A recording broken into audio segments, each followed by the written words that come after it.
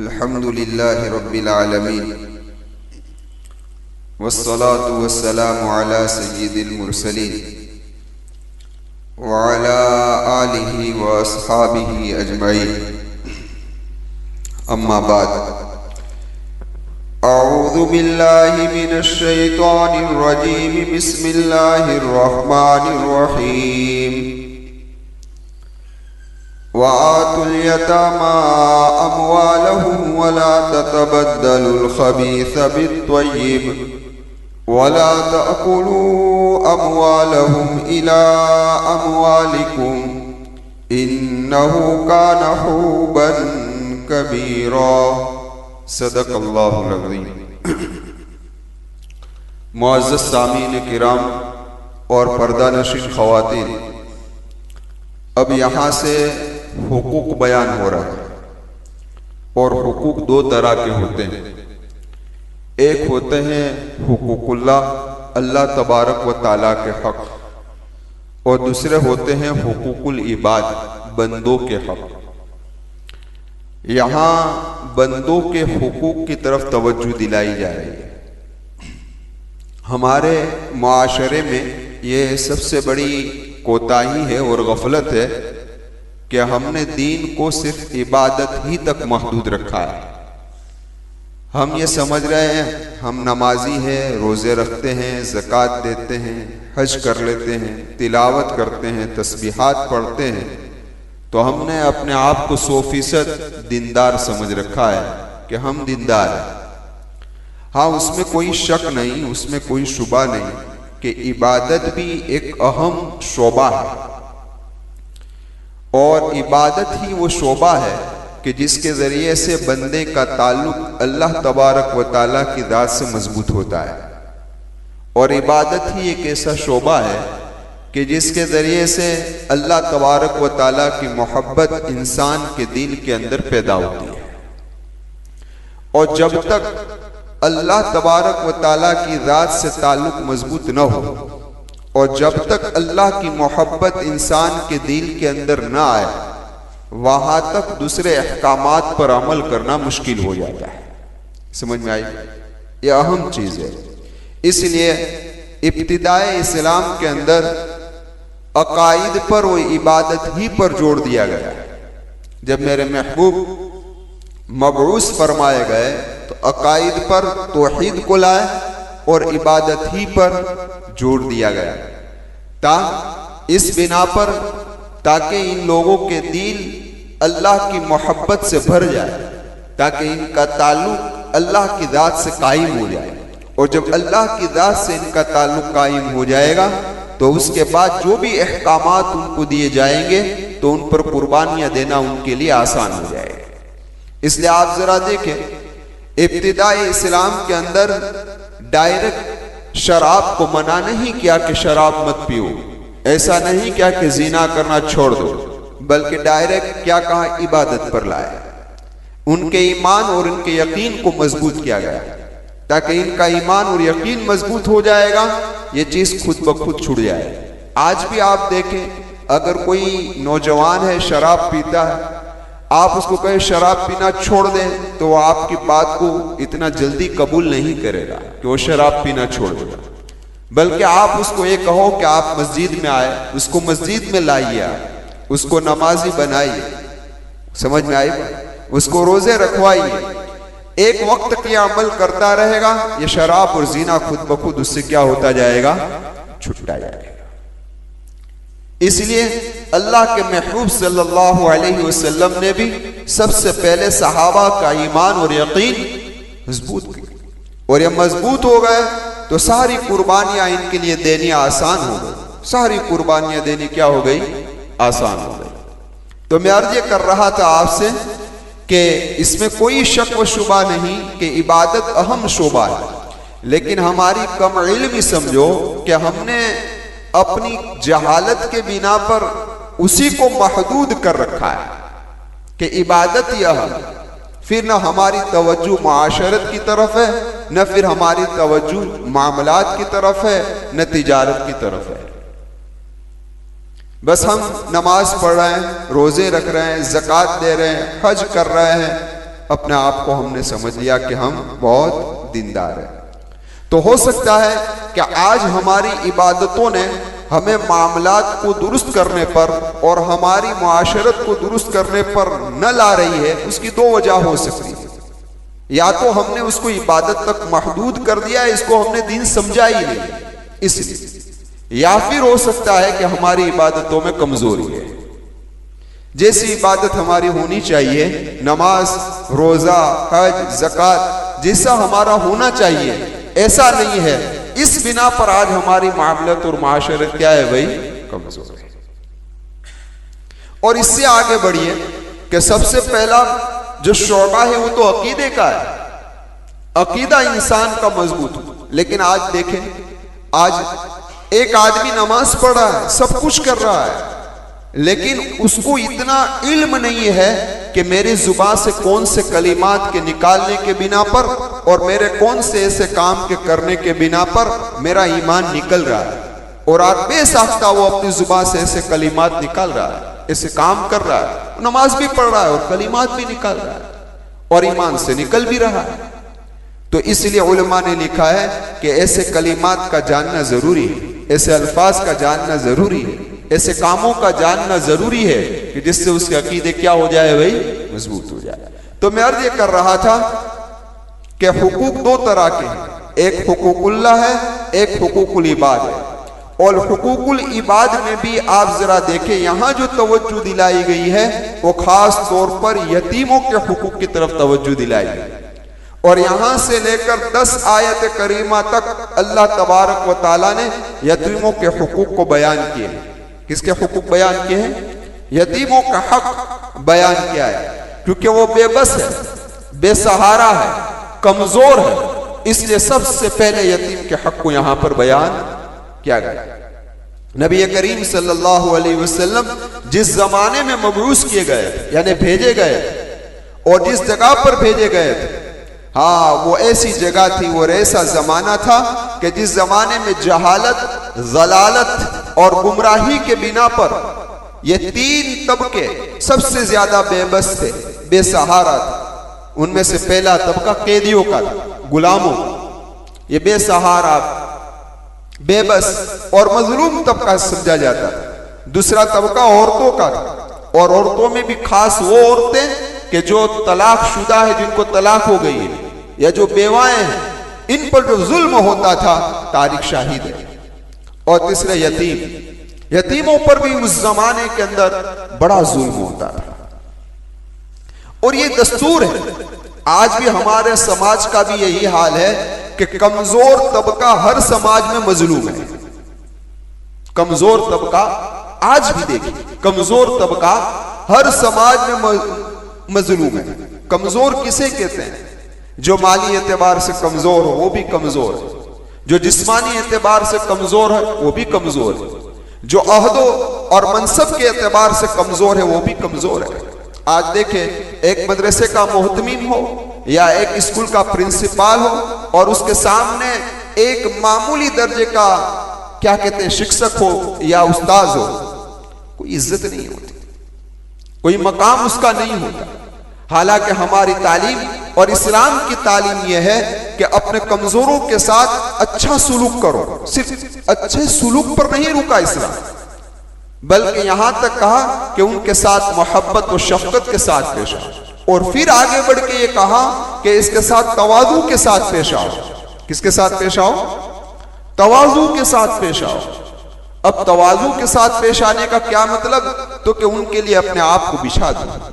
ये कमजोरों के बारे में नबी करीम सल्लल्लाहु अलैहि वसल्लम इस्लाम की ये तालीम है। तो मैं ये अर्ज कर रहा था कि हर जमाने में कमजोरों पर क्या हुआ है? जुल्म हुआ है, और कमजोर हर जगह पर मजलूम रहे। तो ये तबका भी एक कमजोर तबका था, यतीमों का भी। लेकिन दरमियान में एक बात और अर्ज कर दूं, हजरत मुसअब बिन सअद बिन अबी वक्कास, सअद बिन अबी वक्कास रज़ी अल्लाह ताला अन्हु के लड़के, और फरमाते हैं कि एक मरतबा सअद बिन अबी वक्कास रज़ी अल्लाह ताला अन्हु की जुबान से एक कलीमा निकल गया। वो कलीमा ये था कि जिसका मतलब ये निकलता था कि उन्होंने अपने आप को कमजोरों से अफजल समझा। कमजोरों से क्या समझा? अपने आप को अफजल समझा। तो नबी करीम सल्लल्लाहु अलैहि वसल्लम ने फरमाया कि कमजोरों ही की वजह से अल्लाह तुम्हारी मदद करता है और अल्लाह तुम्हें रोजी देता है। हाँ, इन कमजोरों की वजह से हमारी जो मददें हो रही, हमें जो रोजी दी जा रही है, इसी बिना। लेकिन हम ये समझते हैं कि हम कमजोरों की मदद करते हैं, हम कमजोरों की हिफाजत करते हैं। आज हर घर का यही मसला है। घर में यतीम है, घर में ऐसा भाई है कि जो कमाता नहीं है, एक भाई कमाता है, यही समझ रहा है कि मैं मदद कर रहा हूं, मैं खिला। हालांकि हमारी जो सोच है, यह सोच गलत है। नबी करीम सल्लल्लाहु अलैहि वसल्लम की तालीम उसके बिल्कुल खिलाफ है कि ये मत समझो कि तुम उनकी मदद कर रहे हो, तुम उनको खिला रहे हो, बल्कि तुम्हें उनकी वजह से मिल रहा है। आज जरा देखें, घर के अंदर बूढ़ी अम्मा है या दादी अम्मा है या माजूर बच्चा है, तो समझते हैं कि हम इसका सब कुछ कर रहे हैं, लेकिन उससे पता नहीं है कि तेरे घर में जो रोजी आ रही है ना, और तेरी मदद की जा रही है, ये इन्हीं कमजोरों की वजह से की जा रही है। और ये मसला आप जरा देखिए, हर उस घर में पैदा होता है जहां कारोबार तो वालिद मोहतरम ने सेट किया है, अब्बा ने सेट किया है। अब अब्बा कारोबार को जमा कर गए हैं। अब बात साफ है कि जो बड़ा लड़का होगा वही उसके बाद बैठेगा। अब बड़े लड़के ने सारी तिजारत की कमान संभाल ली, अब ये बड़ा है, शादी भी हो चुकी है। अब छोटे भाई भी हैं, इसमें बाज छोटे भाई ऐसे हैं जो स्कूल जा रहे हैं, बाज छोटे भाई ऐसे हैं जो मदरसे में जा रहे हैं, कुछ कर नहीं रहे, तफरी कर रहे, घूम रही। अब इसकी शादी हो चुकी है। अब बीवी कहती है तुम सुबह से लेकर शाम तक मेहनत करते हो, कमाते हो, न दोपहर को खाने आते हो, रात को लेट सोते हो, और ये छोटे हैं तुम्हारे भाई, कुछ करते नहीं, न स्कूल में सही तरीके से जा रहे हैं, न मदरसे में जा रहे हैं, और उनके पीछे तुम लुटाते हो, उनकी फीस भरते हो, उनका ये करते हो, उनका ये खर्च उठाते हो। इससे बेहतर है कि हम अलग हो जाए। क्या हो जाए? हम अलग हो जाए। हाँ, इसलिए हजरत मुफ्ती साहब रहमतुल्लाहि अलैहि ने एक वाकया लिखा है कि एक मर्तबा सास और बहू की लड़ाई हुई। तो सास ने अपनी बहू से यह कहा कि मेरे बेटे को आने दे, मैं तेरी शिकायत करती हूँ, मैं उसको सुनाती हूँ, तू क्या क्या कर रही है। तो बहू ने कहा कि मैं भी उनको सुनाऊं। लेकिन बहू अब बड़े हिम्मत से कहने लगी, वो तुम्हारी नहीं सुनेगा, वो मेरी सुनेगा, तुम्हारी नहीं सुनेगा, वो मेरी सुनेगा। तो मां कहने लगी वो मेरा बेटा है, मेरी सुनेगा। तो कहा नहीं नहीं, वो मेरी सुनेगा, तुम्हारी नहीं सुनेगा। क्यों? कि तुम खड़े खड़े सुनाओगी, मैं पड़े पड़े सुनाऊंगा। और जो पड़े पड़े सुनाया जाता है ना, उसका असर ज्यादा होता है। खैर, मैं अर्ज कर रहा था, अब ये औरत कान भर रही है, इस वजह से हजरत हो गए, अब्बा से अलग हो गए, माँ बाप से अलग हो गए। अब माँ बाप से अलग हो गए तो कारोबार हो गया क्या? ठप।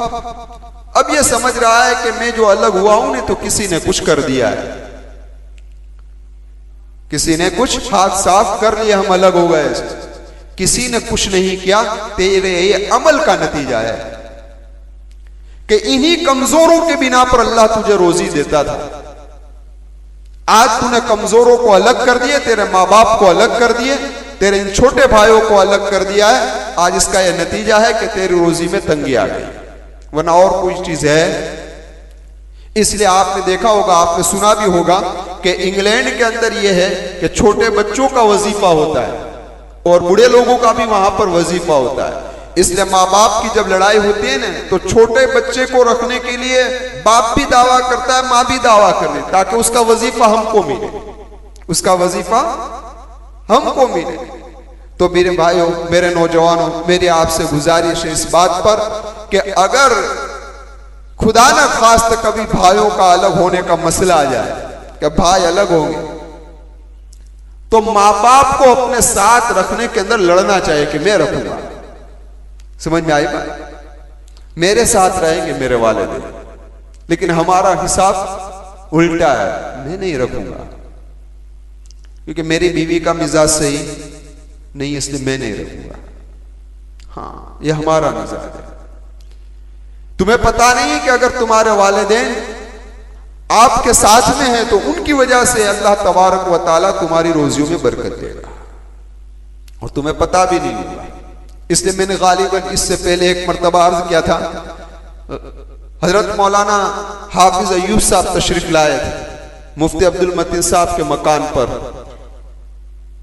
बड़े अल्लाह वाले थे, मैं उनके पास तशरीफ ले गया, हजरत से मुलाकात हुई, हजरत से मैंने तारुफ करवाया। तारुफ के बाद फरमाया वालिदा हयात है? मैंने कहा जी हाँ हयात। उस वक्त मेरे वालिद मोहतरम का इंतकाल हो चुका था, मैं वालिदा हयात है। तो मैंने ये कह दिया कि वालिदा मेरे साथ रहते हैं। क्या कहा? वालिदा मेरे साथ रहते हैं। तो हजरत ने मेरी बहुत बड़ी इस्लाह कर दी, कहा कि बेटे कभी ये मत कहो कि वालिदा मेरे साथ रहते, ये कहो कि मैं वालिदा के साथ रहता। क्या कहो? मैं वालिदा के साथ रहता। और कभी ऐसा नहीं कहने का कि वालिदैन माँ बाप मेरे साथ में रहते हैं, ऐसा कहो कि मैं अपने वालिदैन के साथ में रहता। ये असल चीज है। इसलिए नबी करीम सल्लल्लाहु अलैहि वसल्लम की हदीस है, अबू दाऊद शरीफ की रिवायत है कि अल्लाह के महबूब सल्लल्लाहु अलैहि वसल्लम ने फरमाया कि इबगूनी बिज़ुअफ़ाइकुम, मुझे कमजोरों में ढूंढो।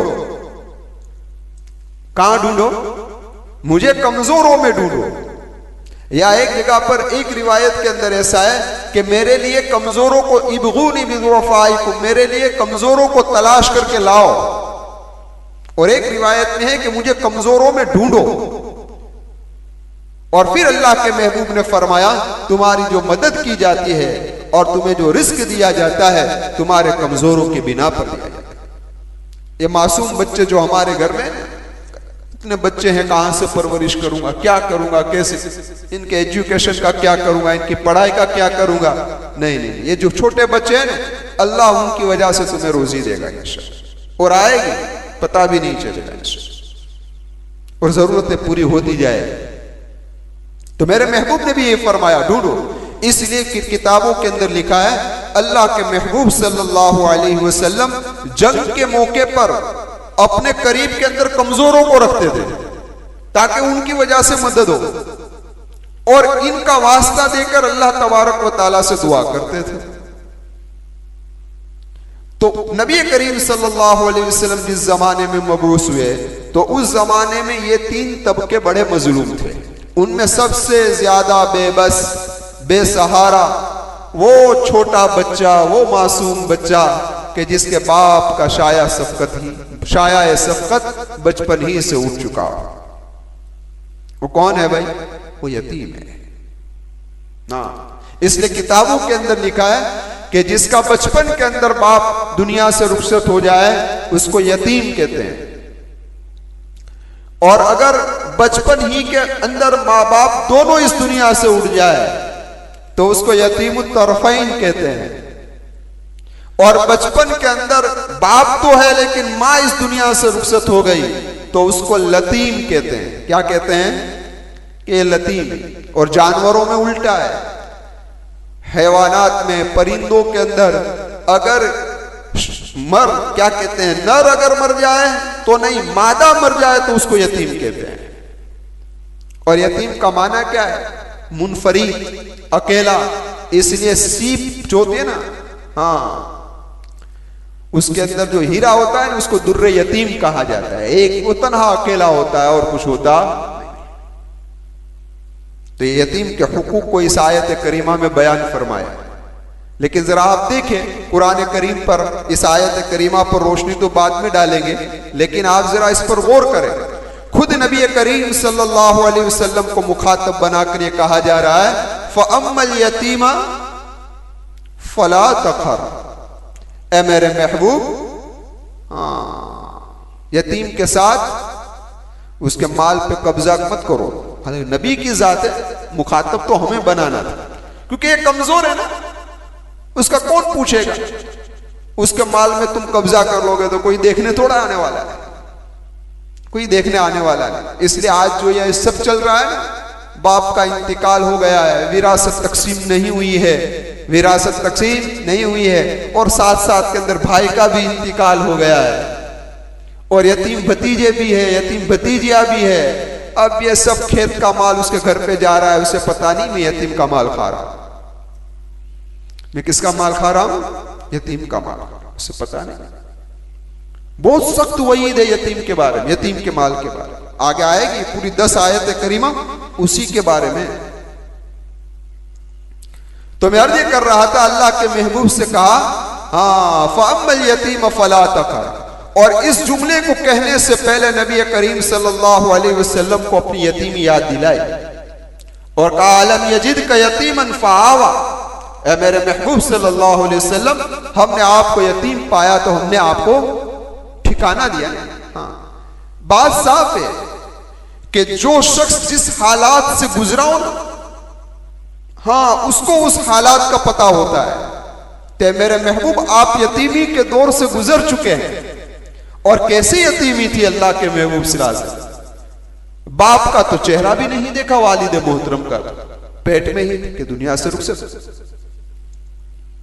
और वालिदा 5 साल की उम्र के करीब थी कि वालिदा भी इस दुनिया से रुखसत हो गई। ऐसी यतीमी का हाल नबी करीम सल्लल्लाहु अलैहि वसल्लम ने गुजारा। तो मेरे महबूब आप यतीमी के हाल से गुजरे हैं, तो यतीमी क्या चीज होती है वो आप जानते हैं। इसलिए यतीम के हुकूक को अल्लाह के महबूब सल्लल्लाहु अलैहि वसल्लम ने खोल खोल कर बयान किया। हाँ, और देखिए आप जरा गौर करें कि जो आदमी गरीब होता है उसके बाद मालदार बनता है, तो वो गरीबों का बहुत ज्यादा ख्याल रखता है, क्योंकि उसे पता है नहीं गरीबी क्या चीज है। लेकिन जो बीपीएल हो ना, बाप के पैसे पे लीला लहर करने वाला, हाँ जो पहले से मालदार चला रहा हो, जिसने कभी गरीबी देखी ना हो, कभी भूख देखी ना हो, उसे इन गरीबों का हाल क्या मालूम? उन्होंने कभी देखा ही, लेकिन उनको एहसास होगा जो गरीबी में होकर आया है, तो बहुत ख्याल रखते हैं गरीबों का, क्योंकि इन हालात से वो गुजरा है। हाँ, तो मैं अर्ज कर रहा था, अल्लाह के महबूब सल्लल्लाहु अलैहि वसल्लम भी इस यतीमी के दौर से गुजरे थे। इसलिए अल्लाह के महबूब सल्लल्लाहु अलैहि वसल्लम ने एक जगह पर फरमाया, अना व काफिलुल यतीम फिल जन्नति हाकज़ा। मैं और यतीम की कफालत करने वाला जन्नत में इस तरीके से होंगे, यानी साथ साथ। जरा देखिए तो सही नबी करीम सल्लल्लाहु अलैहि वसल्लम की कुर्बत। हाँ, इसलिए उलमा ने इसकी तशरीह बयान की है कि वो आदमी जन्नत के आला दर्जा में होगा, यतीम की कफालत करने वाला, यतीमों का ख्याल रखने वाला। और उसी रिवायत में गालिबन या और एक रिवायत में है कि वो बेवाएं, कि जो बेवाएं हुस्न व खूबसूरती के बावजूद भी सिर्फ इन यतीम बच्चों की परवरिश के लिए दूसरा निकाह नहीं करती, वो भी मेरे महबूब के साथ जन्नत में करीब होगी। कि वो इसलिए निकाह नहीं कर रही है ना कि मेरे बच्चों की परवरिश करूं, ये यतीम बच्चे हैं। इसलिए एक औरत नबी करीम सल्लल्लाहु अलैहि वसल्लम की खिदमत में आई और करने लगी, ए अल्लाह के महबूब सल्लल्लाहु अलैहि वसल्लम, मेरा शोहर फौत हो चुका है और उसके 3 बच्चे हैं, उसके 3 बच्चे हैं और मैं उसकी परवरिश कर रही हूं। तो अल्लाह के महबूब सल्लल्लाहु अलैहि वसल्लम ने फरमाया, तूने जहन्नम की आग के सामने, यानी आग के खिलाफ बहुत बड़ी बाड़ बांधी रखी है। यानी 3 यतीम बच्चों की जो परवरिश कर रही है ना, तो तू जहन्नम में दाखिल नहीं होगी। या अल्लाह, कितनी बड़ी बशारत, कितनी बड़ी फजीलत है। और इसमें इशारा इस बात की तरफ है कि उसका ईमान पर खात्मा होना यकीनी है। क्यों? कि जन्नत में नबी करीम सल्लल्लाहु अलैहि वसल्लम का कुर्बत उसी वक्त ही मिलेगी ना जब ईमान की हालत में जाएगा। बगैर कोई आदमी जन्नत में जाएगा, वो ईमान के बगैर तो जाने वाला नहीं है। ईमान होगा तभी जन्नत में जाएगा।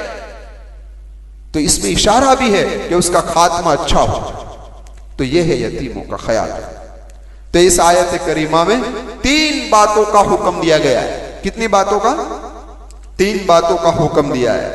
पहले बात का यह हुक्म दिया इनके औलिया को। औलिया का मतलब ये वली को, यानी इनके मुरब्बियों को। पहला हुक्म यह दिया, वातुल यतामा अमवालहुम, यतीमों को उनका माल दे दो। यानी अब जब बालिग हो जाए तो यतीम का माल उनके हाथ में दे देना चाहिए। समझ में आई बात? हाँ, बस अपने पास अपनी तिजारत के अंदर मत लगाया करो, दे दो। हाँ, ये अलग चीज है कि अभी बालिग तो हो गया है यतीम, लेकिन इतना समझदार नहीं हुआ है, माल की अहमियत को जानता नहीं है, तो कौन से वक्त के अंदर उसका माल उसके कब्जे में दिया जाएगा, उस मसले की वजाहत आगे आएगी, वो आगे आएगी इंशाअल्लाह। समझ में आई बात? दूसरा हुक्म ये दिया, वला ततबद्दलुल खबीस बित्तय्यिब, यतीम के अच्छे माल को तुम्हारे बुरे माल से तब्दील न करो।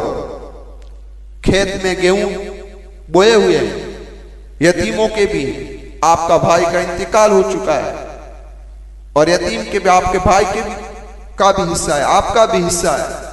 हाँ, आपके हिस्से के गेहूं जो आए थे वो कमजोर आए थे और आपका भाई जो मरहूम है उसके हिस्से में जो जगह थी वहां जो गेहूं आए बहुत ही शानदार आए। अब यतीम कहां देखने गया है, तो क्या बदल डाले, गेहूं जो है ना, दोनों गेहूं जो है ना, अच्छे गेहूं अपने पास ले लिए, कमजोर गेहूं किसको दे दिए, यतीम के हिस्से में डाल दिए। अल्लाह तो देख रहा है, अल्लाह तो देख रहा है।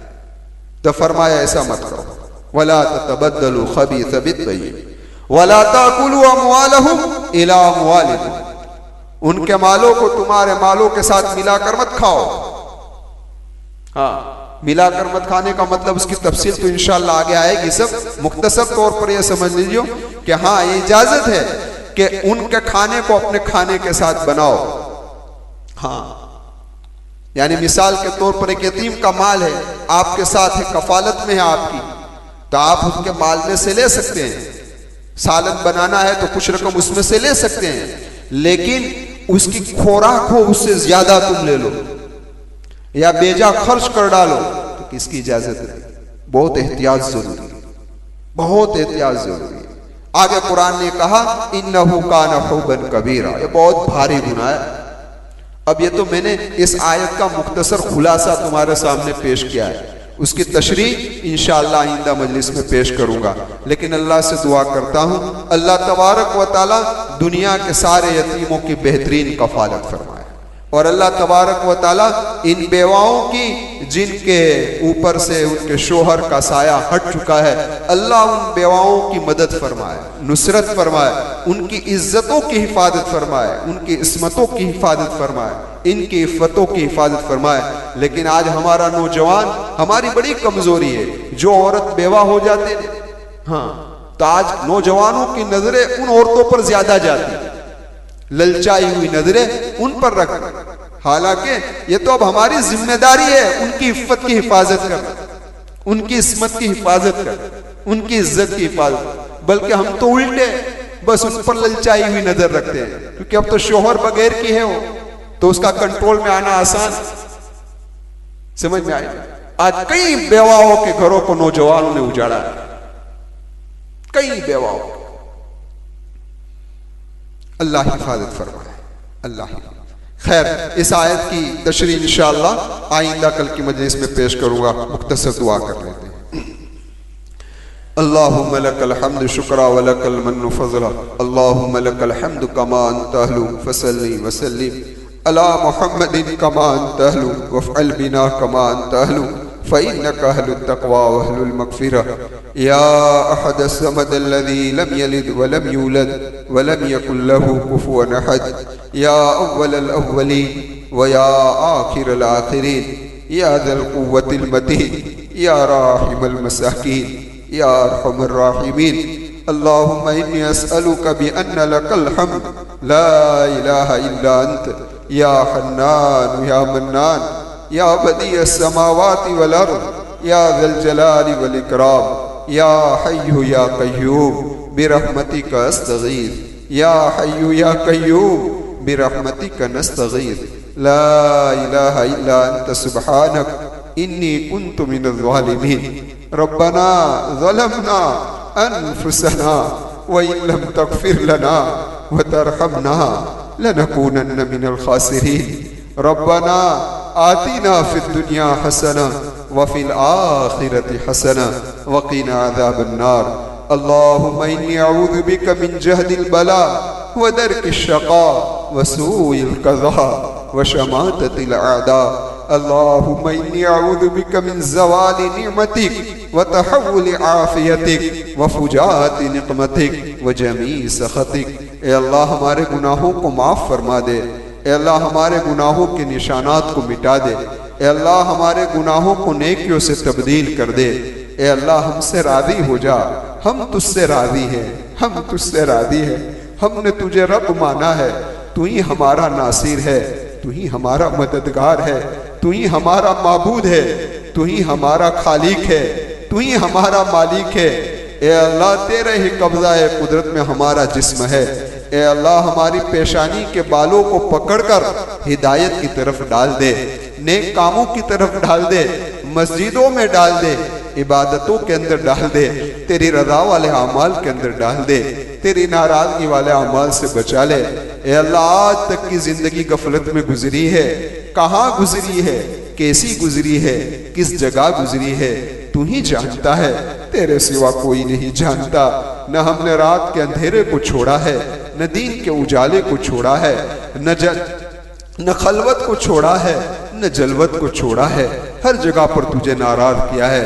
तिजारत में तुझे नाराज किया, मामलात में तुझे नाराज किया, मुआशरत में तुझे नाराज किया, इबादत में तुझे नाराज किया, अकायद में तुझे नाराज किया। हर जगह पर अल्लाह हमने तुझे नाराज किया है। ए मेरे रब राजी हो जा, ये रमजान की बरकत से राजी हो जा, ये रोजे की बरकत से राजी हो जा। ए अल्लाह इन तरावी की बरकत से राजी हो जा, हमसे खुश हो जा, हमसे खुश हो जा। तेरी रज़ा ये कामिला का परवाना दे दे, तेरी रज़ा ये कामिला का परवाना दे दे और हमारी इस दीन की मेहनत को तू कबूल फरमा ले। ए अल्लाह आपने हमें भेजा है, इस दुनिया के अंदर भेजा है, हमारी जिंदगी तो बर्फ की तरह पिघल रही है। ए अल्लाह कहीं भी निकल जाएगी, कहीं भी गुजर जाएगी, लेकिन ये अल्लाह मस्जिद में बैठकर तुझसे सवाल करते हैं, हम तुझसे मांगते हैं, तेरी रज़ा वाले आमाल में गुजरे ऐसी शक्ल सूरत पैदा फरमा दे, तेरे दीन की खिदमत में गुजरे ऐसी शक्ल सूरत पैदा फरमा दे, अच्छे आमाल में गुजरे ऐसी शक्ल सूरत पैदा फरमा दे। तेरे दीन की खिदमत से महरूम न करना, तेरे दीन की खिदमत से महरूम न करना, तेरे दीन की खिदमत से महरूम न करना। ए अल्लाह उम्मत का गम दे दे, उम्मत की फिक्र दे दे, उम्मत का दर्द दे दे। उम्मत के लिए रात के आखिरी हिस्से में रोना नसीब फरमा दे, उम्मत के लिए रात के आखिरी हिस्से में रोना नसीब फरमा दे, उम्मत पर मेहनत करना आसान फरमा दे। ए अल्लाह इन लोगों के दिल तेरे हाथ में है, इन लोगों के दिल तेरे हाथ में है, हम सब के दिल तेरे हाथों री दो उंगलियों के दरमियान में है। तू जिसे चाहता है उलट पुलट करता है।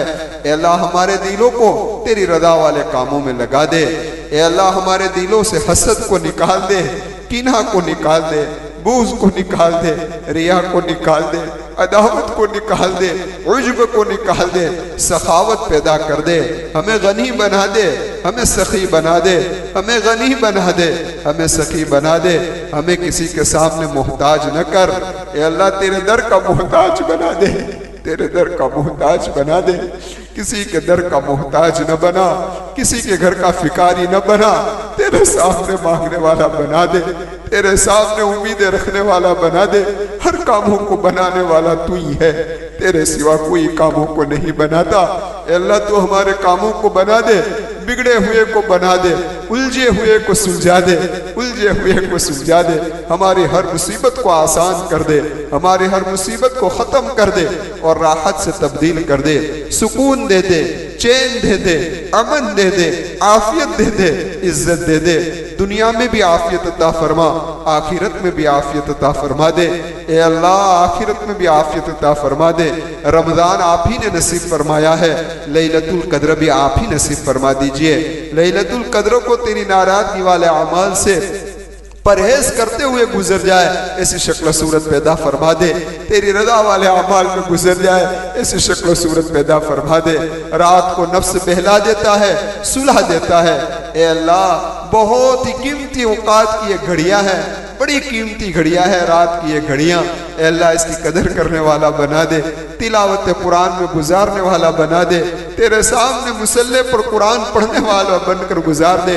ए अल्लाह तेरे सामने मुसल्ले पर रोकर गुजरे इस तरीके से शक्ल सूरत पैदा फरमा दे। ए अल्लाह जिन लोगों के हुकूक हमसे लगे हुए हैं, ए अल्लाह इनके हुकूक को अदा करना हमारे लिए आसान फरमा दे, हमारे लिए आसान फरमा दे। हम कमजोर है, हम बेबस है, बेसहारा है। ए अल्लाह टूटे हुए हैं, लूटे हुए हैं, मारे हुए हैं, कटे हुए हैं, लेकिन ये अल्लाह हक अदा करना है। अल्लाह आप ही हक अदा करवा दीजिए, आप ही हक अदा करवा दीजिए। किसी का हक हम पर बाकी न रहे, ऐसी शक्ल सूरत पैदा फरमा दीजिए। अल्लाह उम्मत के मकरूदीन के कर्जों से निकाल दीजिए। तेरे सिवा कौन है उनका मददगार जो उनको निकालेगा? तेरी ही जात है जो मकरूदीन को कर्जों से निकालती है, तेरी ही जात है जो मरीजों को शिफा देती है। उम्मत के मरीजों को शिफा दे दे, उम्मत के कैदियों को रिहाई दे दे। ए अल्लाह जो मजलूमाना तौर पर जेलों के अंदर है, उनके बच्चे रो रहे हैं, उनकी बीवियां रो रही है, उनके मासूम पोते रो रहे हैं, पोतियां रो रही है। ए अल्लाह बीवियां इंतजार कर रही है अपने शोहरों का, मजलूमाना तौर पर जेल के हवाले कर दिए गए हैं, कई सालों से हैं, न ईद घर पे की है, न रमजान घर पे गुजारा है। ए मेरे अल्लाह उनकी रिहाई की शक्ल सूरत पैदा कर दे, इनकी रिहाई की शक्ल सूरत पैदा कर दे, इनकी रिहाई की शक्ल सूरत पैदा फरमा दे। जालिम का खात्मा फरमा, मजलूम की मदद फरमा, जालिम की साजिशों को नाकाम कर दे, उनकी तदबीरों को नाकाम कर दे, उनके प्लानिंग को नाकाम कर दे और मजलूमीन की मदद फरमा दे। ये मजमा यहाँ बैठा हुआ है, ए अल्लाह सिर्फ कुरान की मोहब्बत में आया है, कुरान को सुनने के लिए आया है। इनका आना कबूल कर ले, इनका सुनना कबूल कर ले, इनका बैठना कबूल कर ले, इनकी उनकी औलादों की, उनकी नस्लों की हिदायत का जरिया बना दे और इनकी नस्लों के मगफिरत का जरिया बना दे। ए अल्लाह मेरी भी मगफिरत का जरिया बना दे, मेरे वालिदैन की मगफिरत का जरिया बना दे। ए अल्लाह मेरे अहल वयाल की मगफिरत का जरिया बना दे, पूरी उम्मत की मगफिरत कर दे, हमारे मरहुमीन की मगफिरत कर दे। ए अल्लाह कब्र में सो रहे हैं, न जाने किस हाल में होंगे। ए अल्लाह दुनिया के किसी कोने पर होते, हम देख आते कि किस हाल में मेरी अम्मा है, किस हाल में मेरा अब्बा है, किस हाल में मेरा भाई है।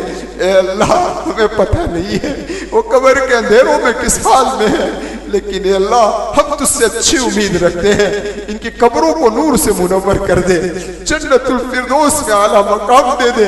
ए अल्लाह वो अपने किसी गुनाह के बिना पर अज़ाब कब्र में मुब्तला हो तो ए अल्लाह ये मस्जिद में बैठकर तुझसे सवाल करते हैं, तेरा कलाम मेरे सामने है, तेरा कुरान मेरे सामने है, तेरा कुरान मेरे सामने है, मेरे रब इस कुरान का वास्ता देता हूँ, तमाम मरहुमीन को अज़ाब कब्र से महफूज कर ले, तमाम मरहुमीन को अज़ाब कब्र से महफूज कर ले, तमाम मरहुमीन को अज़ाब कब्र से महफूज कर ले, जहन्नम से बचा ले, जन्नत में पहुंचा दे, हमें भी जहन्नम से बचा ले, जन्नत में पहुंचा दे। हमारे रोज़ों को कबूल कर ले, हमारी तरावियों को कबूल कर ले, हमारे रात के उठने को कबूल कर ले, हमारी तिलावत को कबूल कर ले, हमारे सदकात व खैरात को कबूल कर ले। उम्मत को सही तरीके से ज़कात निकालने की तौफीक दे दे और गरीबों तक सही तरीके से पहुंचाने की तौफीक दे दे। अल्लाह तेरी तौफीक के बगैर कुछ नहीं होता, आपकी तौफीक होगी तो ये काम आसान हो जाएगा। अल्लाह उसे आसान कर दे। अल्लाह इस मौके पर जो खैर मांगनी चाहिए थी मैंने ना मांगी हो, वो सारी खैर हमें अता फरमा दे। जिन शुरूर से पनाह चाहनी चाहिए थी मैंने न चाहिए हो, इन सारे शुरूर और फितन से हिफाजत फरमा ले। अल्लाहुम्मा इन्नी अस्अलुका मिन खैरि मा सअलक मिनहु नबियुका मुहम्मद सल्लल्लाहु अलैहि वसल्लम व अऊज़ु बिका मिन शर्रि मुस्तआज़क मिनहु नबियुका मुहम्मद सल्लल्लाहु अलैहि वसल्लम अंतल मुस्तआन व अलैकल बलाग ला हौला वला कुव्वता इल्ला बिल्लाह इन्नल्लाहा व मलाइकतहु युसल्लूना अलन नबी या अय्युहल्लज़ीना आमनू सल्लु अलैहि व सल्लिमू तस्लीमा। अल्लाहुम्मा सल्लि अला मुहम्मदिन कुल्लमा ज़करहु ज़ाकिरून व सल्लि अला मुहम्मदिन कुल्लमा गफला अन ज़िक्रिहिल गाफिलून बिरहमतिका या